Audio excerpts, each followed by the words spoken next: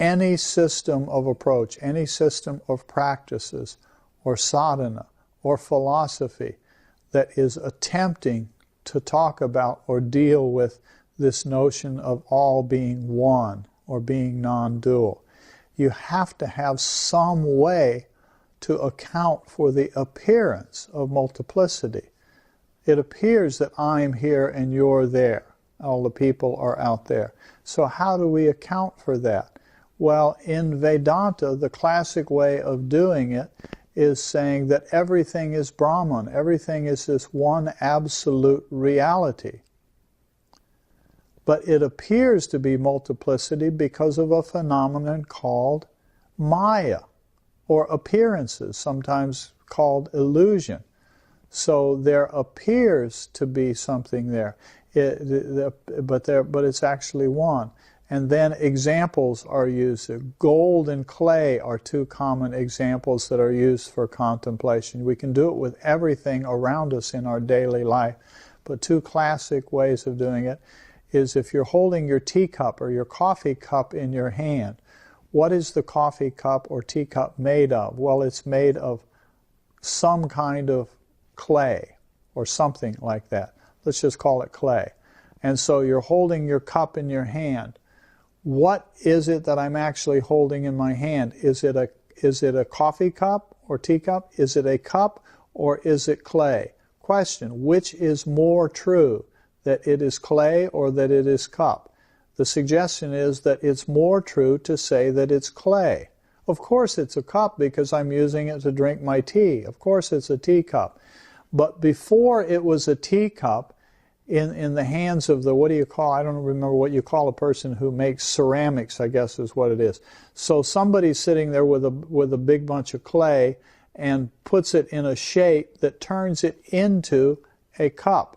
Now it's a cup. It's still clay, but now it's a cup. If my cup falls on the ground and breaks, and then I smash it up just to let it go back to the soil, it started out as clay, then it became a cup while it was still clay, and after the cup is gone and has returned to the soil, it's once again just clay, and the cup is gone. So it's this kind of notion that everything appears to come into being for a little while, and then it returns back to the form that it came from. When they talk about when gold is used as a contemplation, sometimes gold is used for jewelry. Is it being used to make a ring or a necklace or a bracelet? And so you take the gold and you turn it, you fashion it, you bend it or whatever you do or mold it into one of those things. And while it's a bracelet or while it's, a necklace, it's still gold. So it started out as gold, then it became gold and a bracelet. And then if you take it and you put it in a hot pot and you melt it, now it's just gold again. What happened to the bracelet? The bracelet was gone. And that's Maya. So the appearance of gold being in forms like that is called Maya, or appearances, or illusion. It's not that it's unreal in the sense that I don't have a bracelet. You have a bracelet, of course. But it's unreal in the sense that what's more true is that it's gold. It's more true that my teacup is clay. I'm still going to drink my tea out of the teacup. I'm not going to throw it away because I say this is unreal, so I'm going to smash it into the ground and get rid of my teacup. I'm going to get rid of everything that's not real. No, you don't do that, because if you did that, you'd have to destroy literally everything in sight in your world around you. And that's not very nice. What do you do with your children or your pet cat or your pet dog or your pet bird? What do you do with the animals? You kill them because they're unreal? Of course not. What do you do with your children? Do you throw them in the river? No, take care of the children. They may grow up to be great yogis or sages. And these symbols, these are just symbols. They're not perfect, but they're metaphors, they're symbols. So the gold and the clay these are ultimately symbols for pure consciousness. So pure consciousness takes all of these forms. It takes the form in my antakarana, in my mind field that's operating in deep sleep or dreaming or waking, and I think that this is who I am.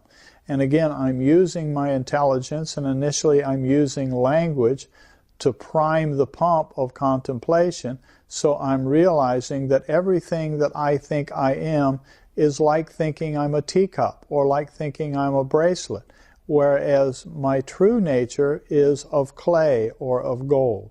These are symbols of pure consciousness. And even using the term pure consciousness is awkward, because any word that we use to describe it, we're giving it a quality. And the consciousness itself is indescribable. It's the one that is operating outward through the instruments of mind and body and brain to experience the external world. And we're trying to allow it to stand alone, so pure consciousness is standing alone. But in trying to talk about it, we just trip all over ourselves with words. But if we know that, then we can use the words and not get thrown off. So we can say, what we're trying to do is to realize the Atman or Purusha or Brahman or Shakti, this one with Shiva, or simply pure consciousness itself. And in that case, then the consciousness is what the clay is a symbol of consciousness. The gold is a symbol of consciousness. So we're trying to get back to gold. We're trying to get back to clay. And we can do this kind of contemplation throughout our whole daily life. And in this sense, this kind of mindfulness, it's not about being obsessive and not having a relationship with friends and family, because you become a real pain in the neck to people if you're doing this constantly around people you know. Or on the job with coworkers, you're always talking about, try it with your boss, say, you're unreal, and this job is unreal. It causes troubles. But we can do this internally pretty much constantly all day long. So there's some time every day that we set aside, that this is my time that I've set aside that I can do meditation, where I'm letting go of objects and identities and language and being one-pointed and focused. And it's a time where I do my contemplation that's leading towards, ultimately, who am I? Am I a bracelet? No, I'm not a bracelet. Am I a teacup? No, I'm not a teacup. Am I a body? Am I a personality? Am I my charming, wonderful, good looks and personality? No, I'm even beyond or subtler than that. I'm pure consciousness. I'm Atman, and so this is how the contemplation works. And you have fun with it. You play with it.